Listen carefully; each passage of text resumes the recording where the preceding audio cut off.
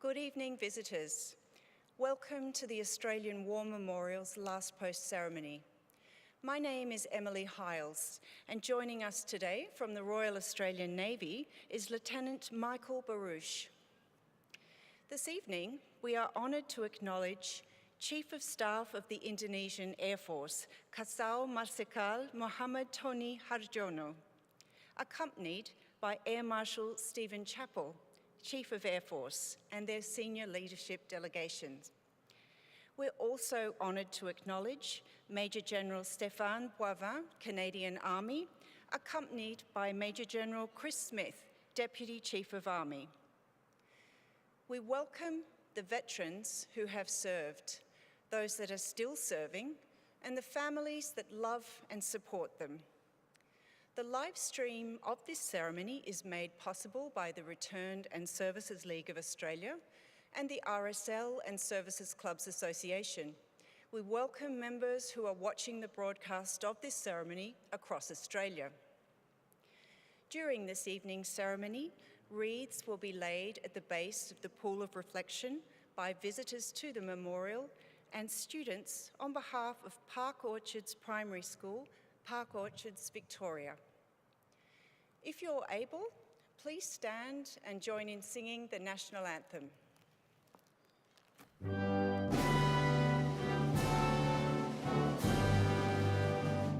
Australians, oh, let us rejoice, for we are one and free. We've golden soil and wealth for toil. Our home is God by sea. Our land abounds in nature's gifts of beauty, rich and rare. In history's page, let every stage advance Australia fair. In joyful strains, then let us sing, advance Australia fair.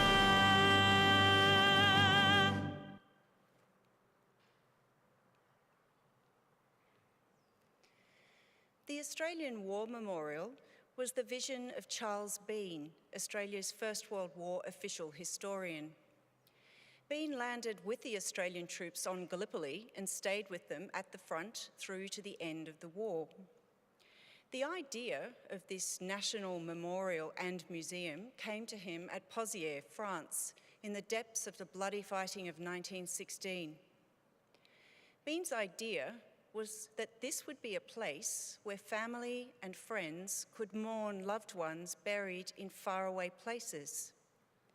It would also be a place that could help all Australians understand what these men and women had endured and what they had done for us. Bean's vision, to which we remain true, is best expressed as inscribed in the entrance to the memorial's galleries. Here is their spirit, in the heart of the land they loved. And here we guard the record which they themselves made. Tonight, we will read the story behind just one of those on the Roll of Honour, which lists the names of more than 103,000 men and women who have given their lives for us in war and on operations for more than a century. But first, we present a lament. Flowers of the forest, wreaths and floral tributes will now be laid at the base of the Pool of Reflection.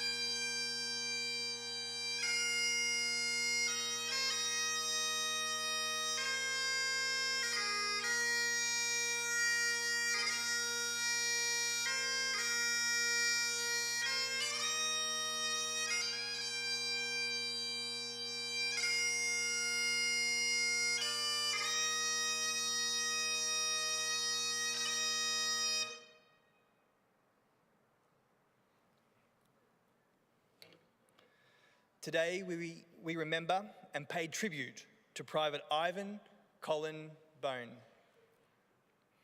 Ivan Bone was born on the 26th of September 1915 at Swan Hill, a city in the northwest of Victoria on the south bank of the Murray River.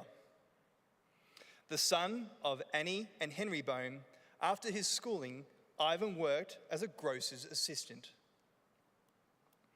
Ivan Bone enlisted in the 2nd Australian Imperial Force on the 4th of June 1940. After a period of training in September, he transferred to the 2nd 22nd Battalion.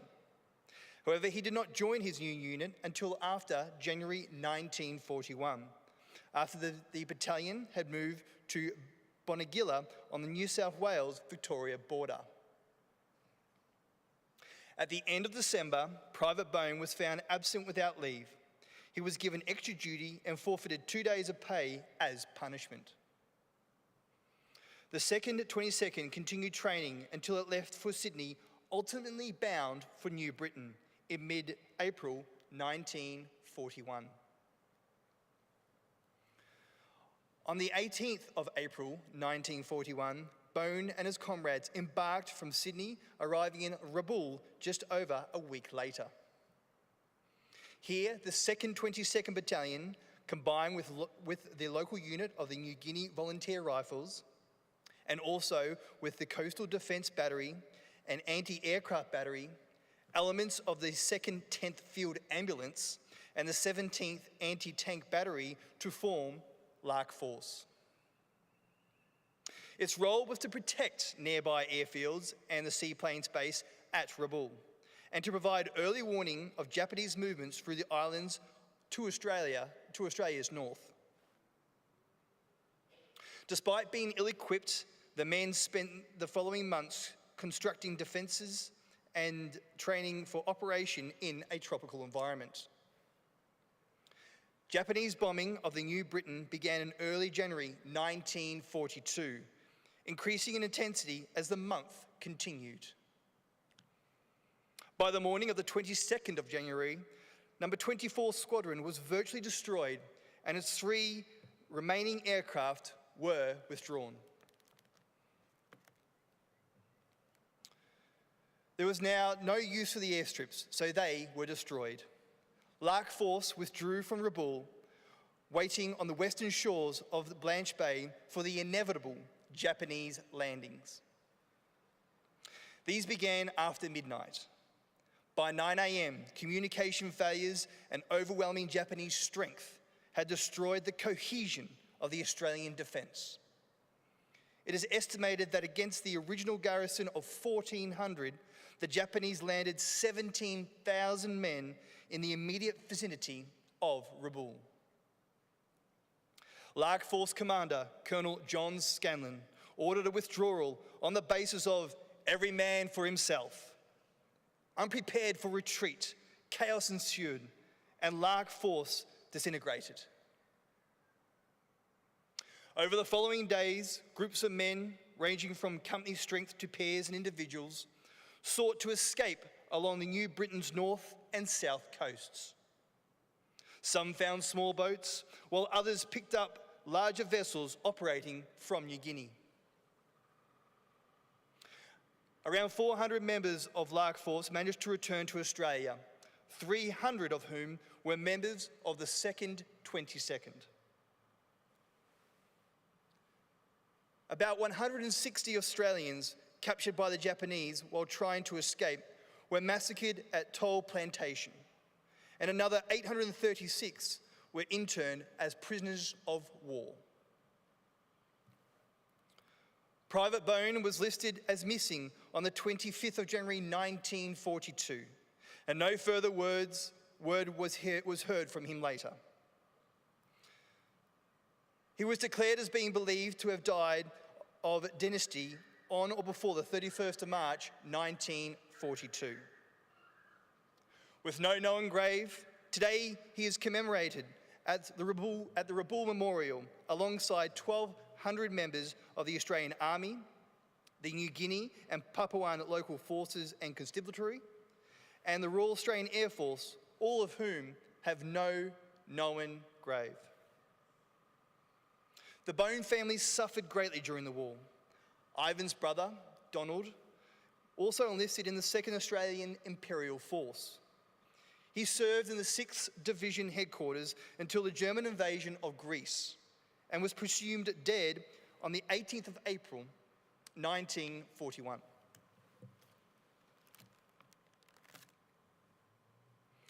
Ivan Bone's name is listed on the Roll of Honour on my left, among almost 40,000 Australians who died while serving in the Second World War.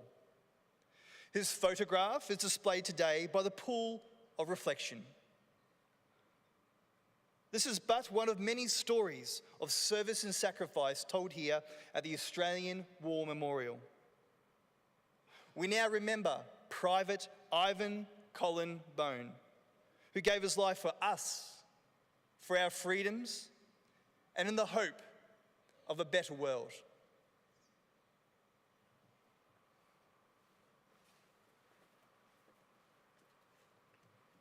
Please stand for the reading of the ode and the sounding of the last post.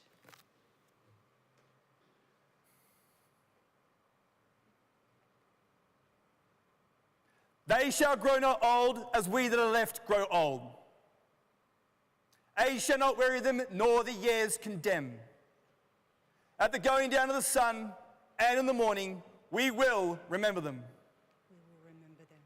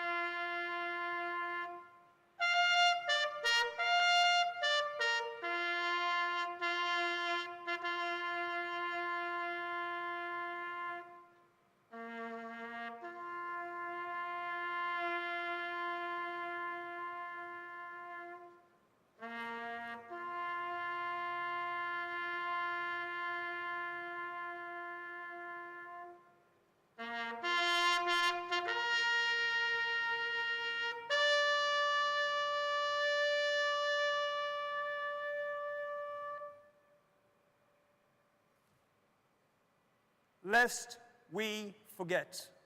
Lest we forget.